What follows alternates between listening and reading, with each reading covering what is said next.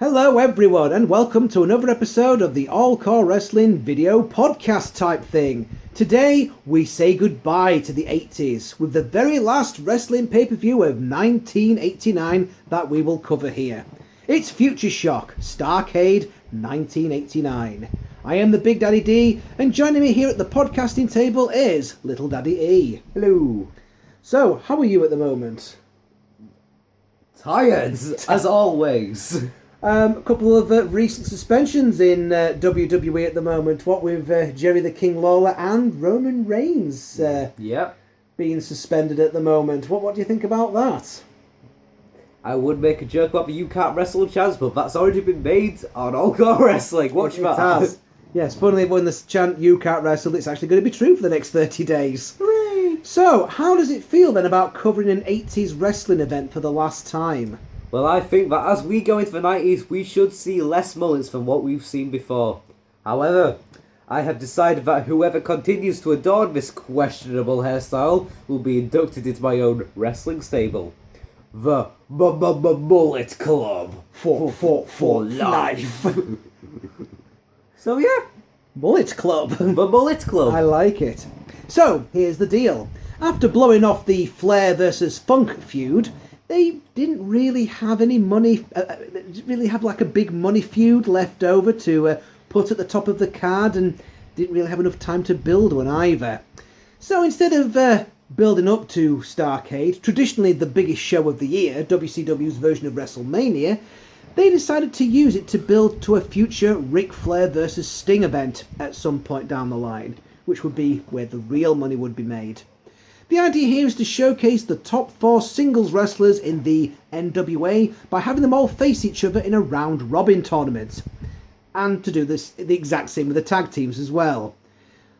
From a long-term booking perspective, it's a fine idea, but it makes for an uninspiring show, as we will soon see.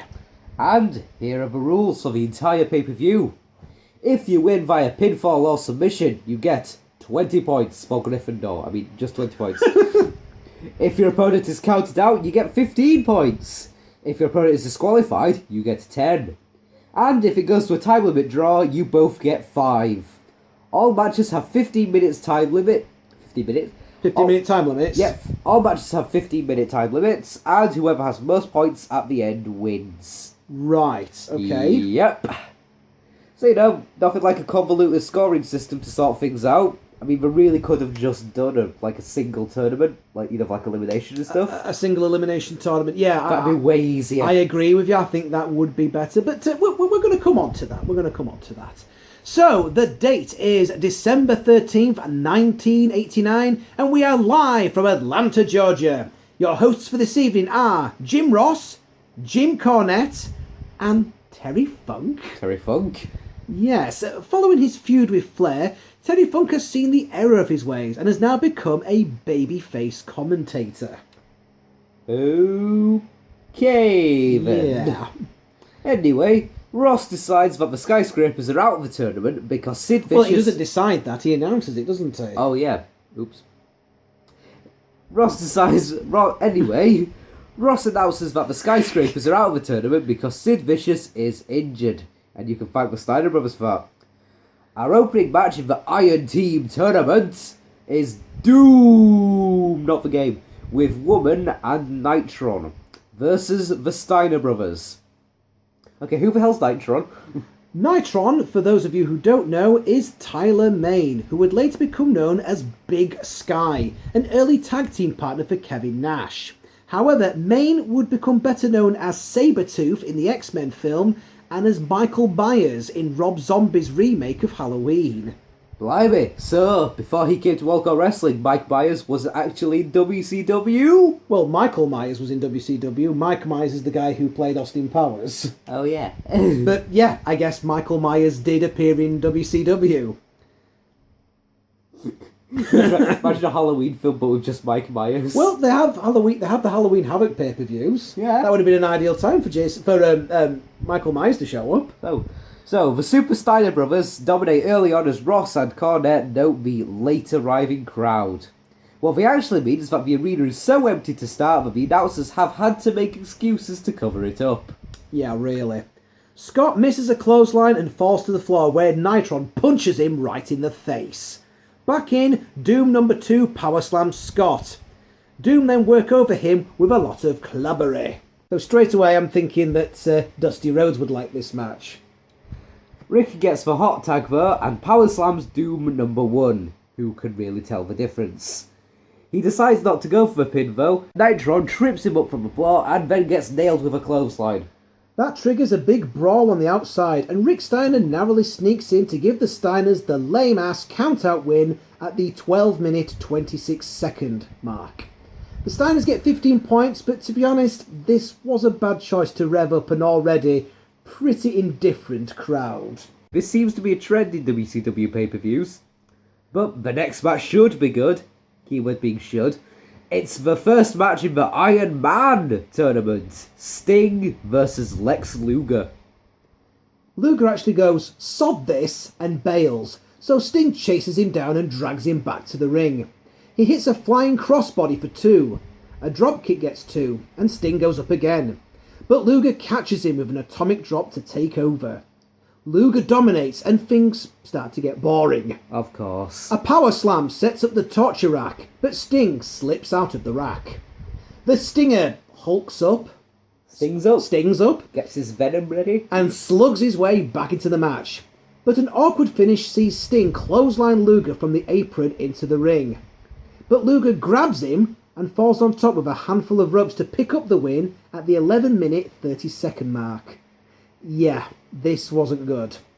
Luckily, Sting and Luger would go on to have much, much better matches with each other later on in their careers, but this one was a mess. Luger gets 20 points. Next up, we're back to the Iron Team tournament. Yes, that's how this works. We've got Doom coming out again with Wonder Woman and... It's a W... Wonder Woman? It's a W... It says W Woman on the script, I got confused. With woman. My notes said W Woman. That means with woman and Nitron. Yeah. Anyway. Do you want to try that again? Yeah. Doom. It's Doom with Woman and Sabretooth from X-Men versus the Road Warriors with Paul Ellering. Oh, did you notice that Paul Ellering showed up with that new tag team at the last NXT event? Yeah. The Authors of Pain, is it? The Artists of Pain?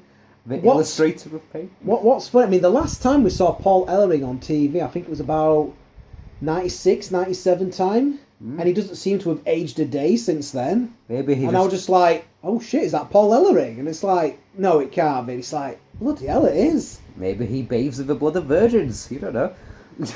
Are you suggesting that Paul Ellering is some sort of vampire? Yeah, maybe. Anyway, this one was kept short and sweet, which is fine by me. Doom and the future Legion of Doom trade power moves for out, ending when Doom number 2 goes for a pile driver on Animal. But Animal doesn't even get a chance to no-sell that, as Hawk comes off the top with a flying clothesline to give the Road Warriors the win and the 20 points at 8 minutes 31 seconds. Next. Match 2 of the Iron Man tournament, again with the cycling. We have Ric Flair with Arn and Ole Anderson versus the Great Muta with Gary Hart. Muta's got his work boots on early, blocking a hip toss and thumbing Rick's eye with cat-like quickness. That sets up a handspring elbow and they trade chops. Flair hits a knee breaker and locks in the figure 4. Then the two newest members of J-Tex, Buzz Sawyer and the Dragon Master, yeah, great names guys, run down to the ring, but the Andersons fend them off for Flair.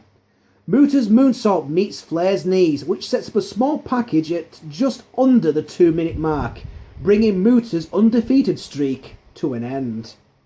Well, I mean, that was a bit disappointing, considering how long they've built Muta to be undefeated and then have him lose to a botched moonsault. Yeah, it does seem a bit of a damp squib, to be honest, and the fact that he's lost in under 2 minutes as well. Yeah. I mean, I wouldn't have minded if he'd have lost to Flair if it had been a competitive match, but it just seems like it was, 2 minutes. Oh yeah, Muta's been pinned. It's like, really? Okay. I mean, in retrospect, they probably would have been better off doing Sting or Flair versus an undefeated Muta as the main event of this show, but, you know. That's like having Goldberg in the middle of a streak lose to someone like Coco Beware. Yeah. Well, I won't go quite that far, mate. Coco Beware? What? So, speaking of matches that could have headlined, and by that I don't mean Coco Beware versus Goldberg, I mean Sting or Flair versus Muta. Speaking of matches that could have main evented this, next up in the Iron Team tournament, it's the Road Warriors versus the Steiner brothers. Ooh. Yes, seriously. This is the one big money match that they had left, and this is the one and only meeting of these teams. Well, that we know of anyway. They were both in WCW in 1996, during that time when Hulk Hogan was bringing in all his mates from the 80s into WCW, like Hacksaw Jim Duggan and Brutus Beefcake. But funnily enough, the Steiner brothers and the Road Warriors never crossed paths at any point during 1996 for some reason. And people wonder why WCW went out of business. Scott does a nice counter when Animal picks up his heel. Rick gets a belly-to-belly suplex, but Hawk shows his own power with a military press on Scott. Scott belly-to-bellies Animal for 2. Animal roars out of the corner with a clothesline. Scott nearly brains Hawk with a belly-to-belly suplex. Animal hurriedly tags in and grabs a bear hug. Animal hits a power slam, triggering off a big brawl.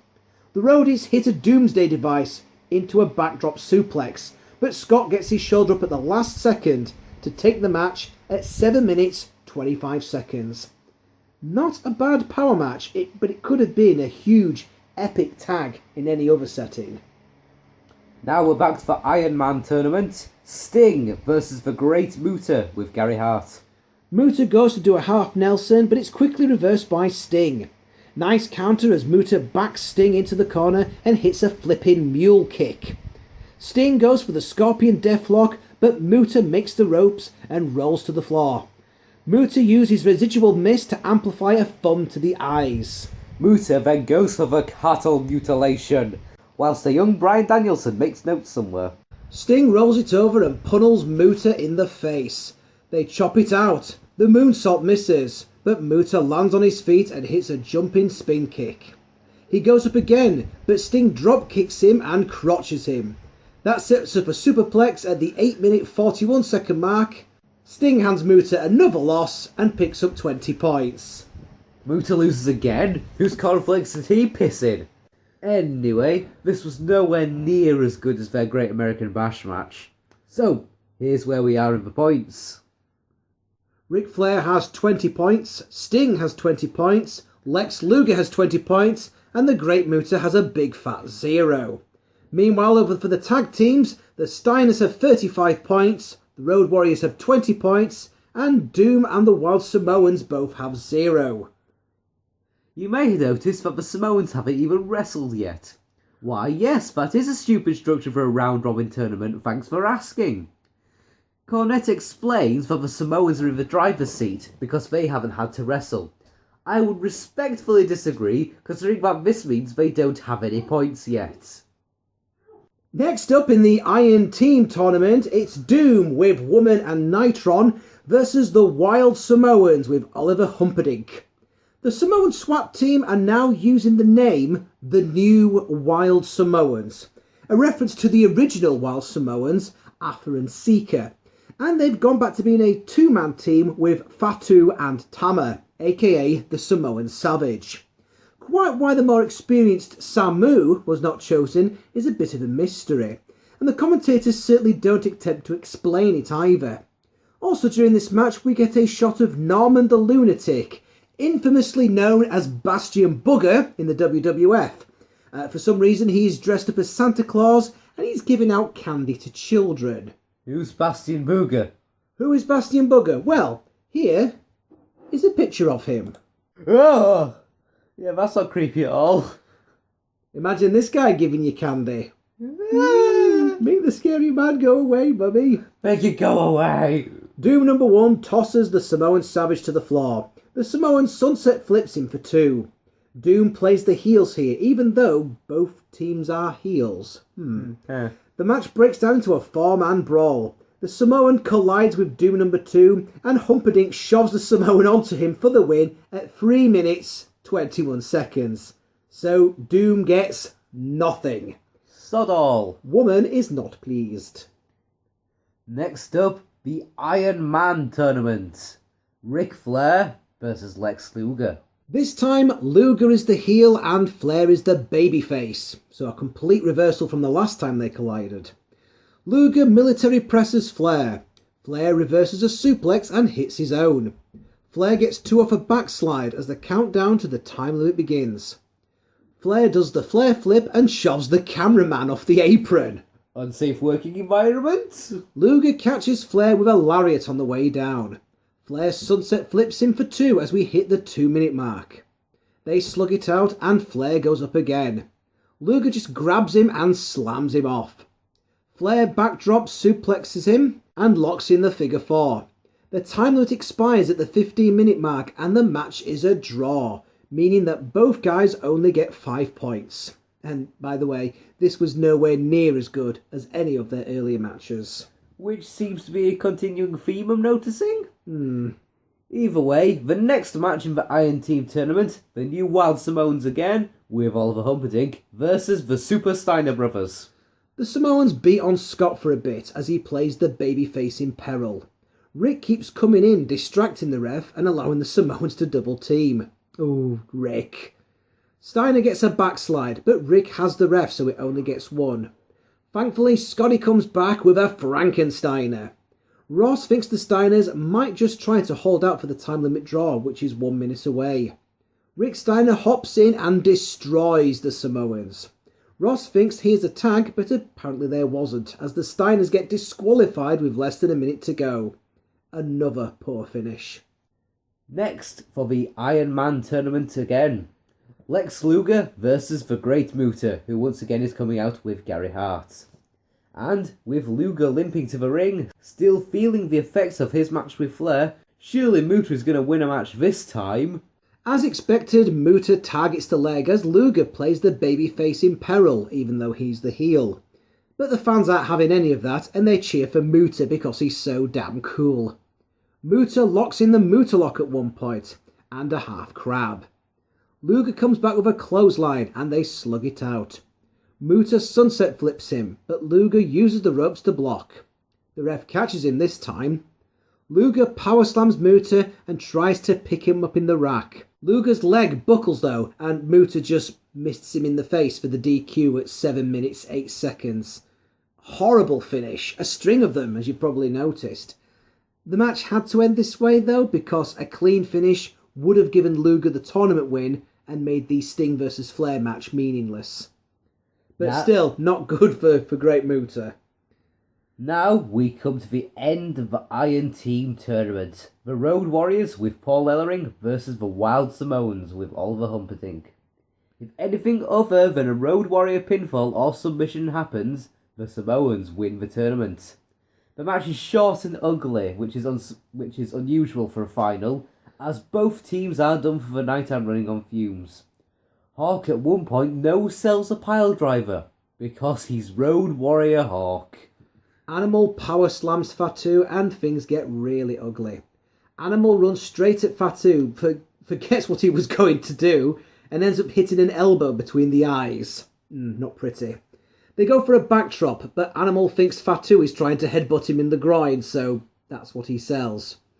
Thankfully, Hawk finishes Fatu with a flying clothesline at about 5 minutes 20. And that's that. Dud. Ugh, pretty sloppy stuff. Really, they should have saved the Road Warriors versus Steiners match as the final to this tournament.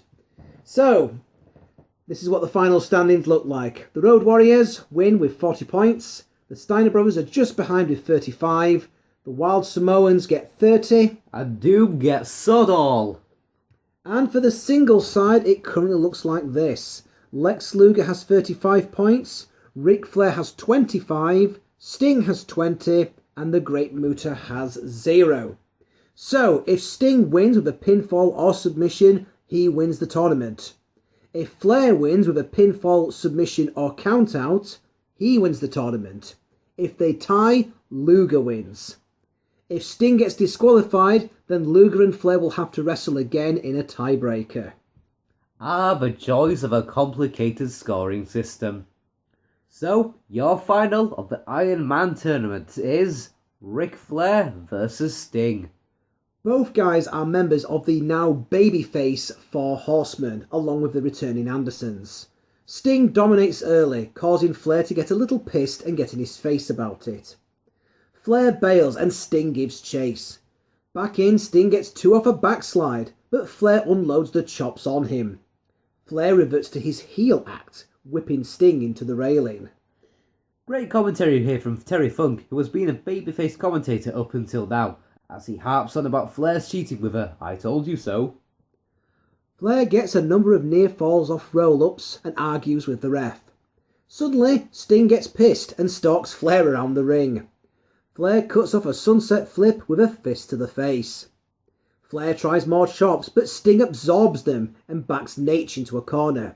Stinger splash! Scorpion deathlock! Flair quickly makes the ropes and hits a knee breaker. That sets up the figure 4. Sting makes the ropes, but Flair hits another knee breaker with about a minute left. Instead of going for the win, Flair tries to snap Sting's leg with a splash on it. Flair goes for the figure 4, but Sting reverses to a small package to win the match and the tournament at 14 minutes 55 seconds. Literally 5 minutes off this being a draw. 5 seconds. Sorry, literally 5 seconds off this being a draw. And Luger being your greatest wrestler for the 90s. Oh god. I loved the play on the characters, with Flair gently edging towards the heel roll until later on he becomes a full heel.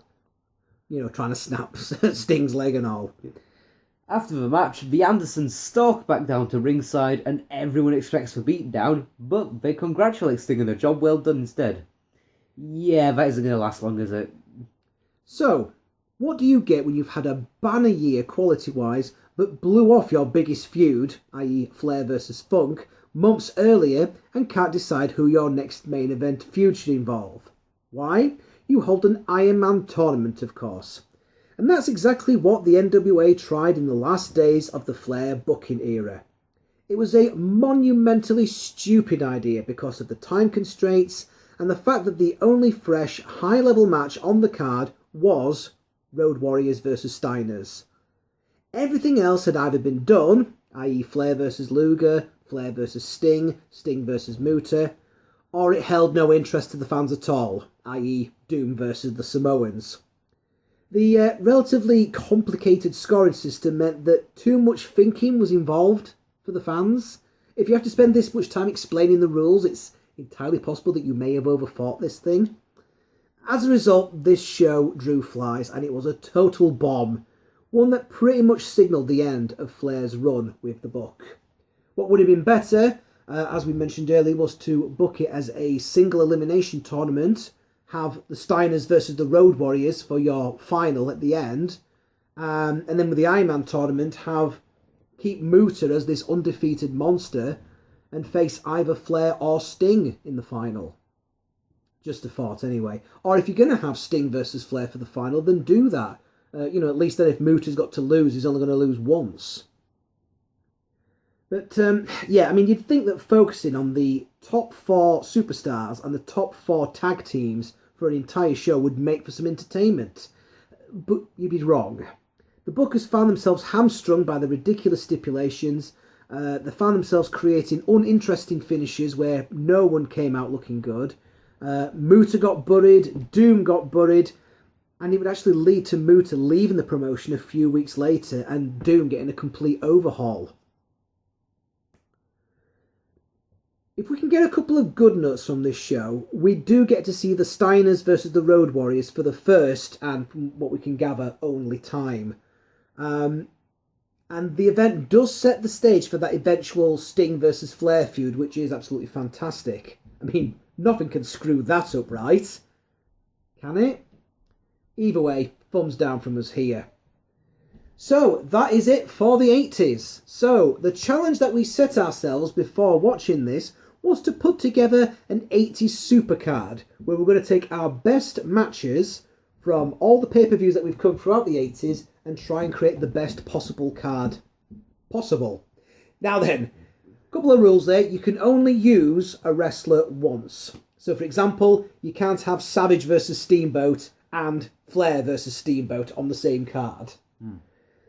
So, with that in mind, this is what we came up with for our supercard of the 80s. And this is also basically our favourite matches that we've covered from this time period. So, first of all, you've got to have Savage versus Steamboat for the Intercontinental title at WrestleMania 3. Now, yes, the Flair versus Steamboat matches were absolutely fantastic, but you'll see that I've got Flair pending for something else. That trying to pick the best match out of Flair versus Steamboat was almost impossible. And from a personal point of view, I think I preferred Savage versus Steamboat because you had that story of Savage trying to end Steamboat's career by crushing his larynx with the ring bell.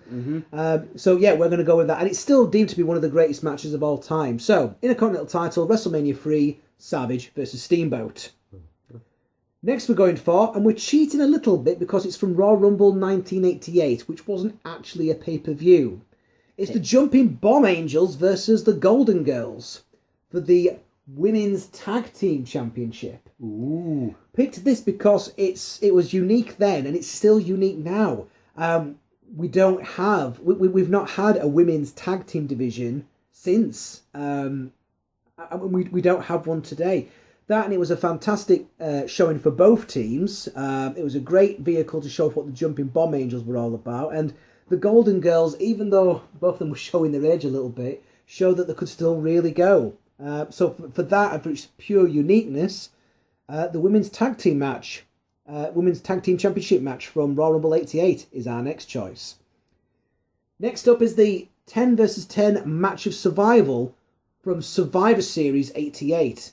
Mainly because it's basically got most of my favourite tag teams all in one match. So you had the Powers of Pain, the Rockers, the British Bulldogs, the Hart Foundation, and the Young Stallions against Demolition, the Brainbusters, the Bolsheviks, the Fabulous Rougeaus, and the Conquistadors. Now, fair enough, it did end with that somewhat confusing double turn there with the Powers of Pain and Demolition, but nevertheless, you've got all that talent in one ring. It makes for a fantastic match. So that is our our sort of third choice. Our next choice is the War Games cage match. Still believed to be one of the greatest War Games matches of all time. Yeah. Again, it's a multi-man match. Do you want to go ahead and read out the people that's in that? Okay, specifically, we are doing the 89 War Games match, where we've got the Road Warriors, the Midnight Express, and Steve Williams taking on the Fabulous Freebirds and the Samoan SWAT team. That's right. So all three members of the all three members of the Fabulous Freebirds and the original Samoan SWAT team up against the Road Warriors, Legion of Doom, Midnight Express, and Steve Williams. One of the best War Games cage matches still to this day. That's from the Great American Bash 89. Now, you'll probably notice we've picked quite a few matches from the Great American Bash 89, mainly because it was such a fantastic, strong card for the NWA. Also from Great American Bash 89, we've got to go with Sting versus Muta for the television title. Fantastic match between the two. And we've got to go with Flair versus Funk for the World Heavyweight title. This is what we're using Flair for.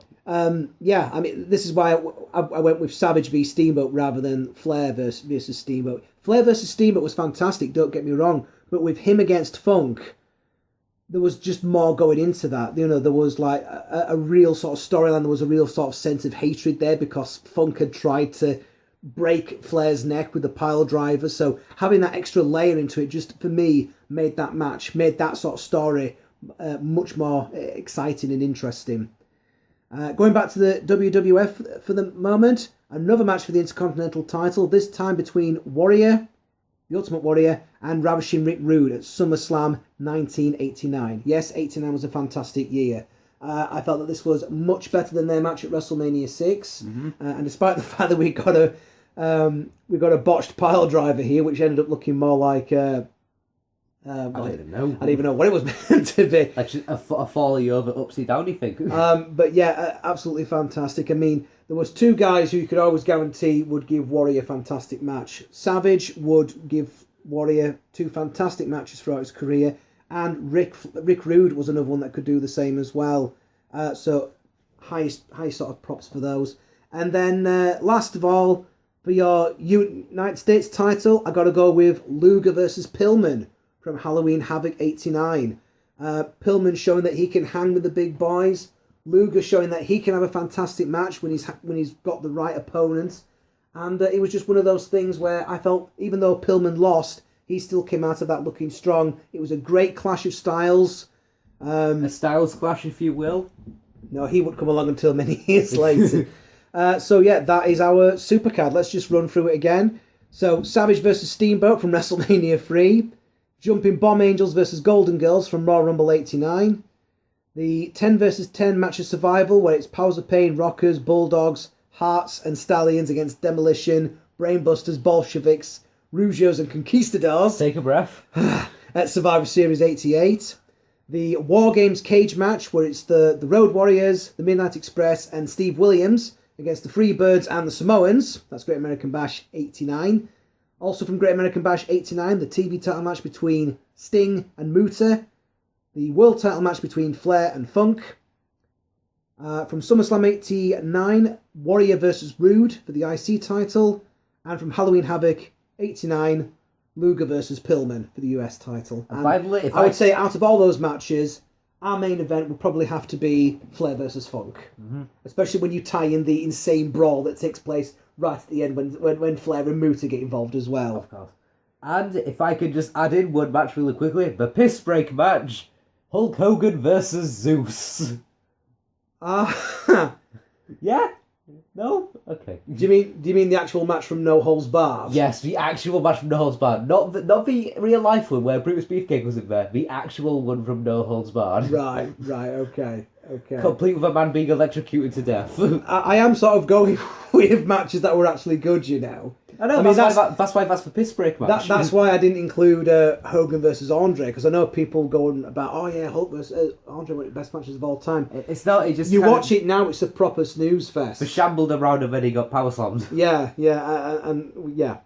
So, join us next time when we will enter the 90s with the WWF for the annual Royal Rumble event, in which we'll see Hogan come face to face with the Warrior for the first time. Oh my. In the meantime, we are on Twitter at TheBigDaddyD1. You can find us on Facebook at facebook.com/The Big Daddy D Reviews. And be sure to subscribe to our YouTube channel at youtube.com/All-CAW Wrestling 1, as well as my second channel at youtube.com/The Big Daddy D Reviews 1. Please take the time to like and share this video, leave a comment, all that good stuff, and subscribe for more. Hooray! Until next time, I am the Big Daddy D. I will agree. And we're signing out for another episode of the All-CAW Wrestling video podcast type Typey thing. thing. Hooray! Goodbye.